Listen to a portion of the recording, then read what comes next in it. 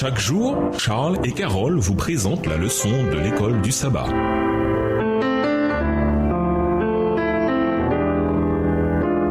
Bienvenue dans votre émission. Dieu nous parle. Nous voilà à la leçon de vendredi. Pour aller plus loin, nous désirons tous des réponses immédiates et directes à nos prières. Et nous sommes tentés de nous décourager lorsque la réponse est différée ou qu'elle arrive d'une manière inattendue. Mais Dieu est trop sage et trop bon pour exaucer nos prières toujours exactement de la manière et au moment que nous avons choisi. Il fera plus et mieux pour nous que d'accomplir tous nos désirs. Et parce que nous pouvons avoir confiance en sa sagesse et en son amour, ne lui demandons pas d'accéder à notre volonté, mais cherchons à entrer dans ses desseins afin de nous y conformer. Nos désirs et nos intérêts devraient se perdre dans sa volonté. Texte tiré du livre Le Ministère évangélique, section 6 à la page 213. Livre écrit par Ellen G. White. Encore un peu, très peu de temps doit s'écouler avant que Jésus revienne pour sauver ses enfants et leur apporter l'immortalité. Les sépulcres s'ouvriront et les morts en sortiront victorieux en s'écriant « Ô mort, où est ta victoire? Ô mort, où est ton aiguillon ?» 1 Corinthiens 15, verset 55.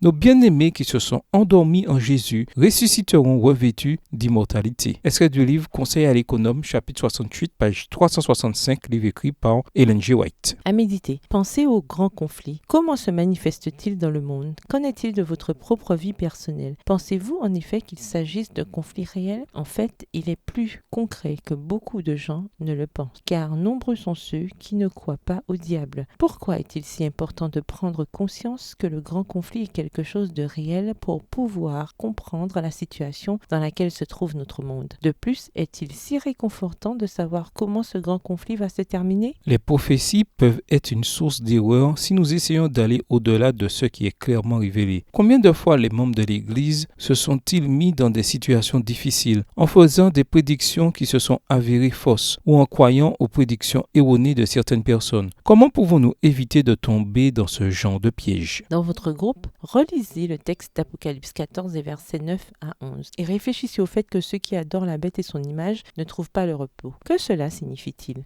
Jouons-nous un rôle permettant de hâter le retour de Christ? C'est un des sujets controversés et débattus dans l'Église. Quelle que soit la position que nous adoptons à ce sujet, pourquoi est-il toujours très important que nous jouions un rôle actif dans la proclamation du message du retour du Christ? Au revoir. Et à demain si Dieu veut.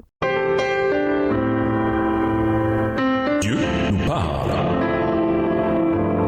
Chaque jour, Charles et Carole vous présentent la leçon de l'école du sabbat.